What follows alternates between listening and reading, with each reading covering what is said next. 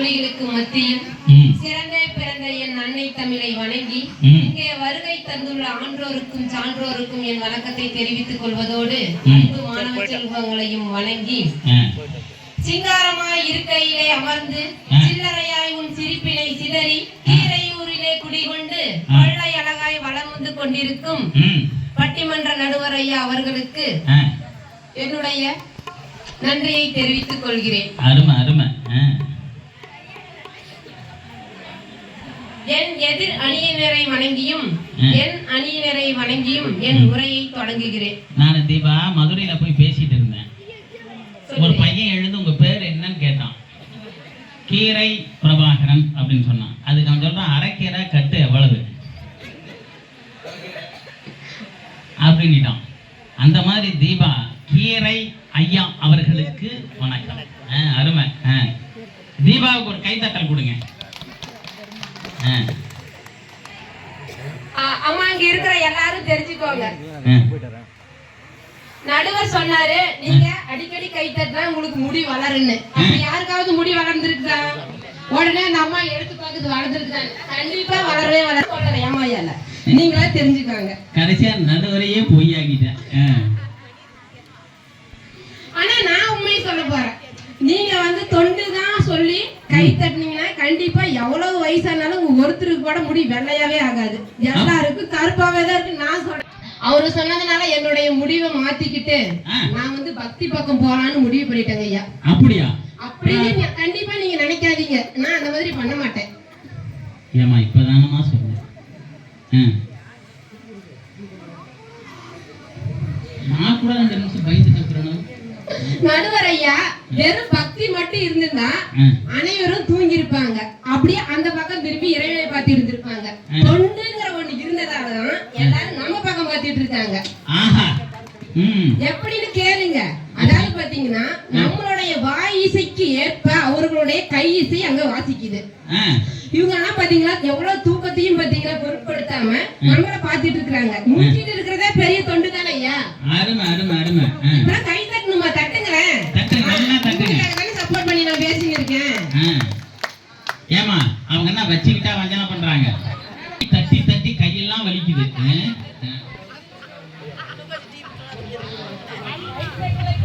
ரசமும் இண்டிகேட்டர் போட்ட பொண்ணும் ஒண்ணுதான். இரு இரு இருமா. என்னது? இலையில ஊத்துன ரசமும் சரி இண்டிகேட்டர் போட்ட பொண்ணும் ஒண்ணுதான். எப்படி? வாழை இலை. வாழை இலையில ஊத்துற ரசமும் இண்டிகேட்டர் போட்ட பொண்ணும் ஒரே மாதிரி தான் சொல்றாங்க நடுவரையா. எப்படி? எப்படின்னா எப்ப யாரு எந்த பக்கம் வரானே தெரியாது. ஓ ரசம் எப்படி வேணாலும் போகுங்க. அதனால அதுக்கு பேரு பாத ரசம். ஏன் சொல்ல வரேன்னு பாத்தீங்கன்னா இப்ப வந்து ஐயா பாடின பாட்டுக்கு தான் சாமி ஆனாங்க இல்லைங்களா? அவங்க இப்ப பாருங்க தூங்கிட்டு இருக்காங்க. யாராவது முடிச்சிட்டு இருக்காங்களா? அப்ப எப்ப என்ன நடக்குதுன்னே தெரியாதுங்க நடுவரையா. அதனாலதான் சொல்றேன். அம்மா சொன்னாங்க, சித்ரா அம்மா சொன்னாங்க, அழகா சொன்னாங்க. அதாவது பாத்தீங்கன்னா சிவன் வந்து விஷத்தை குடிக்கும் போது பார்வதி அம்மா வந்து தடுத்துட்டாங்க அப்படின்னு சொல்லி. தொண்டுங்கிற ஒண்ணு இருந்ததுனாலதான் பார்வதி அம்மா கழுத்தை பிடிச்சாங்க.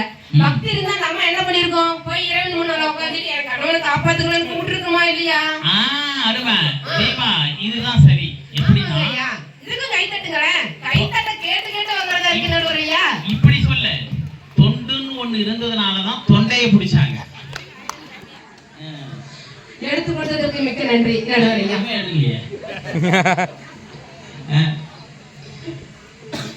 நான் எடுத்து கொடுத்தது உன்னைத்தான் இந்த மக்களுக்கு. நடுவரையா என்னுடைய சகோதரர் மிக அழகா சொன்னாங்க. சபரிமலைக்கு மாலை போட்டுட்டு போறது வந்து பாத்தீங்கன்னா மிக சிறந்த பக்தின்னு சொல்லி சொன்னாங்க. அது ஒத்துக்கிறதான். ஆனா பாத்தீங்கன்னா அந்த பக்திங்கிற பேர்ல மாலை போட்டுட்டு விடிகால 4 மணிக்கு எந்திரிச்சு குடிக்கிற ஒவ்வொருத்தருக்கும் தான் தெரியும் அதோடைய வேதனை என்னன்னு சொல்லி.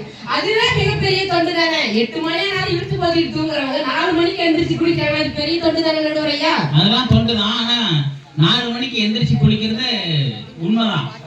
அடுத்த நாள் சாயந்தரம் 4 மணிக்கு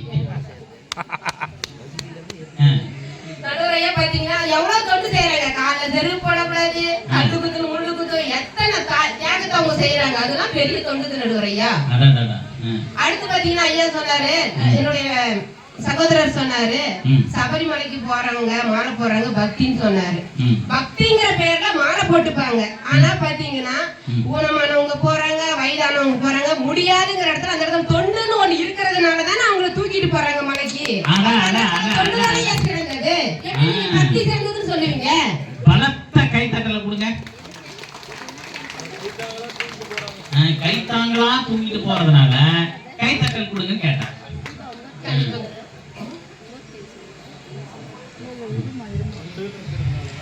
பேசு பேசு பேசு. நடுவரையா, நான் அதிகமா பேச விரும்பல. தொண்டுங்கிற நம்மளுடைய தலைப்பு என்னங்க ஐயா? இதுக்கு முன்னாடி அதிகமா பேசிட்டுமா?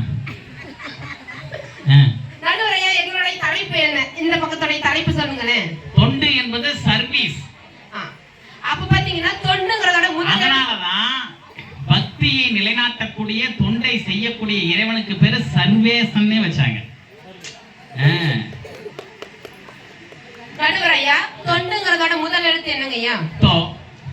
அதோட இறுதி எழுத்து என்னங்கய்யா? டு. அப்ப தோவும் டூவும் சேர்ந்தா என்னங்கய்யா வரும்? தொடு. தொடு. அதாவது பாத்தீங்கன்னா தொடு அப்படின்னா இறைவனின் இதயத்தை தொட வேண்டும் என்பதே மிக சிறந்த தீபா. ஐயா, அருமை தீபா. நன்றி ஐயா. சுவாமி. ஆனால் ஆகட்டும் தீபா. ஐயா. தீபா. ஐயா, என் இதயத்தை தொட்டு விட்டாய். நன்றி ஐயா. ஏன் தெரியுமா? ஏன் தெரியுமா? தீபாவிடம் இப்படி நான் குழைந்து குழைந்து போவதற்கு என்ன காரணம் தெரியுமா? தீபா என் தாய். நன்றி ஐயா. நான் உன் குழந்தை. நடுவரையா, மனிதனுக்கு செய்யும் சேவையை கடவுளுக்கு செய்யும் சேவை என்று விவேகானந்தரே சொல்லியிருக்கிறார். அதுவும் ஒரு தொண்டுதான். ஆமா, அன்னைக்கு சொன்னாரு.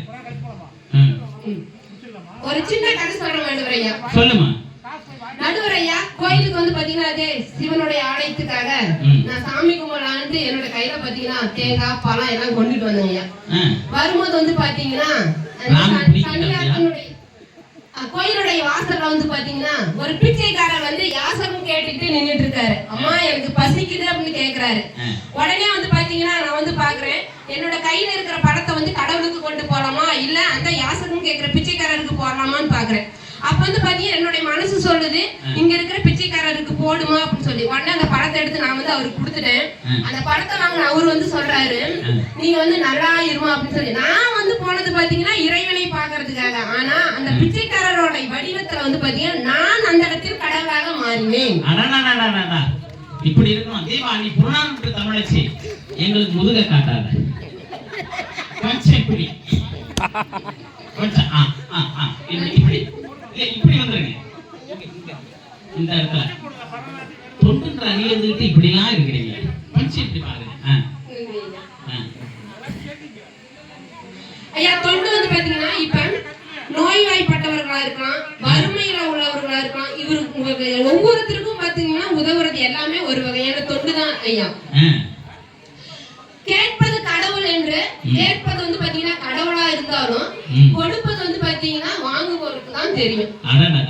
நன்றி.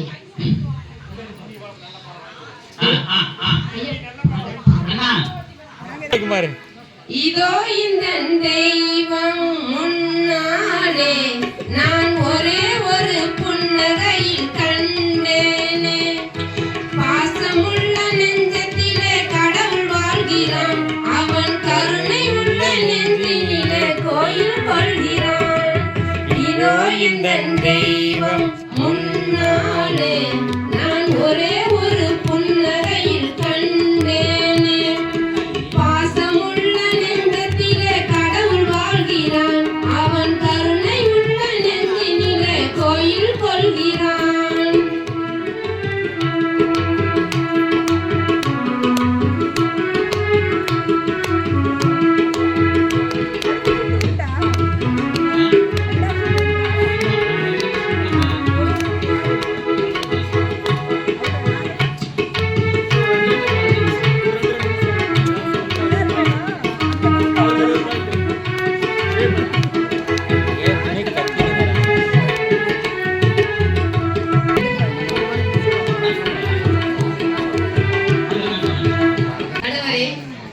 தாய்க்கும் குழந்தைக்கும் ஒரு பந்தம் இருக்கிறது.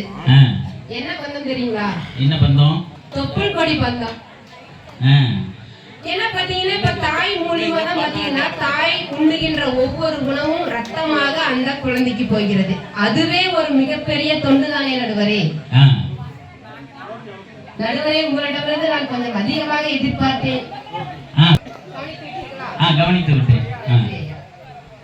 அதே போல குயவனுக்கும் பானைக்கும் ஒரு தொடர்பு இருக்குங்க. இதுவும் ஒரு வகையான தொண்டு தான். குயவனுக்கும் பானைக்கும் அவர்களுக்கும் ஒரு தொப்புள் கொடி உறவு உள்ளது. தாய்க்கும் குழந்தைக்கும் எப்படி ஒரு தொப்புள் கொடி உறவு இருக்கிறதோ அதுபோல குயவனுக்கும் பானைக்கும் ஒரு தொப்புள் கொடி உறவு இருக்கிறது. எப்படி சொல்கிறேன் ஐயா, என்னுடைய ஒரு கவிதை வரிகளை சொல்கிறேன். அருமை.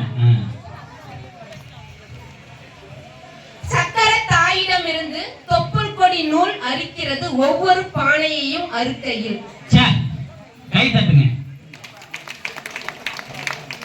அதாவது குழந்தை என்கின்ற அந்த பானை பச்சை மண்ணு, அதை தொப்புள் கொடி என்கின்ற ஒரு நூலை போட்டு அதை அறுத்து எடுக்கிறாங்கன்னு ஒரு அருமையான சிந்தனையை இங்கே தீபா வைத்திருக்கிறார். தீபாவிற்கு பலத்த கைத்தட்டலை கொடுங்க.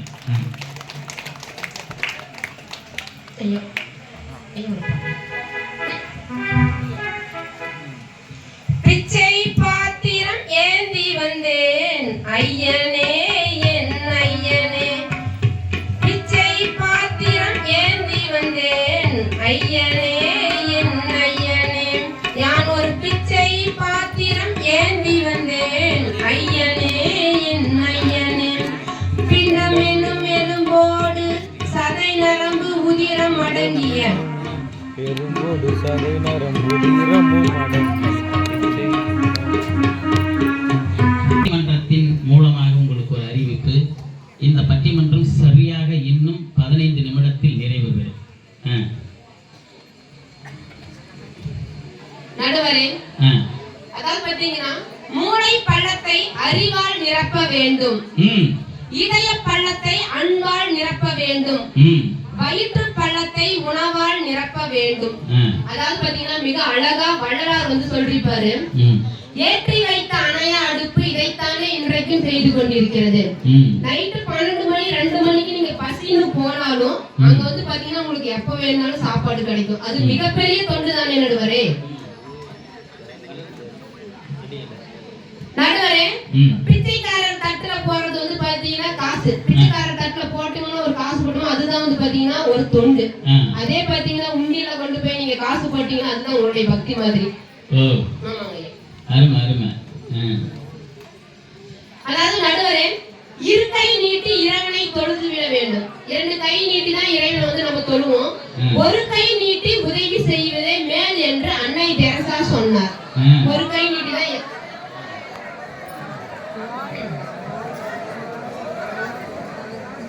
அன்னை தெரசா வந்து பாத்தீங்கன்னா சொன்னது மட்டும் இல்லாம செய்தும் காட்டினார். அதாவது பாத்தீங்கன்னா 1-2 குழந்தைகளை பத்தினா அவ தாய், 1க்கு மேற்பட்ட குழந்தைகளை பத்தினா தொண்டுங்கிற முறையில அவங்க வளர்த்ததுனாலதான் அன்னை தெரசா அப்படிங்கிற பேரே வந்தது. இது மிகச்சிறந்த தொண்டு இல்லையா நடுவரே?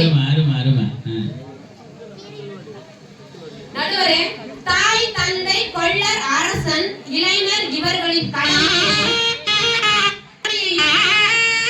உலகம் பழித்தது ஒழித்து விழின் என்று வள்ளுவர் மிக அழகா சொல்லியிருப்பார் நடுவரே. இறைவனுக்கு பக்தி செலுத்துகிறோம் என்ற பெயரில் முடியை வளர்த்துக் கொள்வதும் மொட்டை அடித்துக் கொள்வதும் வேண்டாம்.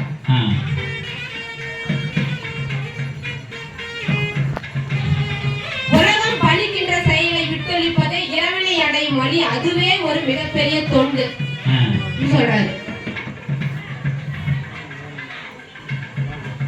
ஆகவே அதாவது பாத்தீங்கன்னா கவியரசு கண்ணதாசன் என்ன சொல்றாருன்னு பாத்தீங்கன்னா அவருடைய கடைசி வரிகள் அழகா சொல்லுவார் நடுவரே. அனுபவத்தை அறிவிப்பது வாழ்வு எனில் ஆண்டவனே நீ ஏன் என்றேன்.